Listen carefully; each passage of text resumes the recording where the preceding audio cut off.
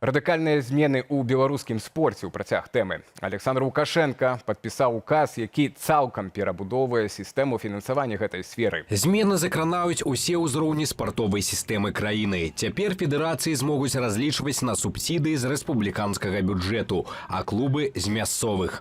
Аднак кожная капейка будзе ісці строга адпаведна каштарысу. Федэрацыі ўзгодняць яе з міністэрствам спорту, клубы яшчэ і з мясцовымі ўладамі. Памеры дзяржаўнай падтрымкі будзе штогод вызначаць урад. Дадатковай крыніцай фінансавання стануць спонсары. Праўда, для іх ранейшыя падатковыя льготы адмянілі. Аднак у правілах ёсць і выключэнні. Асаблівы статус атрымалі НАК, які ўзначальвае сын кіраўніка дзяржавы Віктор Лукашенко, і Паралімпійскі камітэт. Гэтыя арганізацыі будуць мець максімальна свабодныя ўмовы. Ім дазволена прымаць спонсарскую дапамогу без абмежаванняў у любой форме і на любыя сумы. Спонсарам нават не абавязкова пісаць у дамовах, чым менавіта яны дапамагаюць. Не стоит забывать, что помимо вот таких открытых, скажем так, исключений, у нас есть и более тайные исключения, такие как президентский спортивный клуб, который личным решением Лукашенко освобожден от уплаты налогов. Все те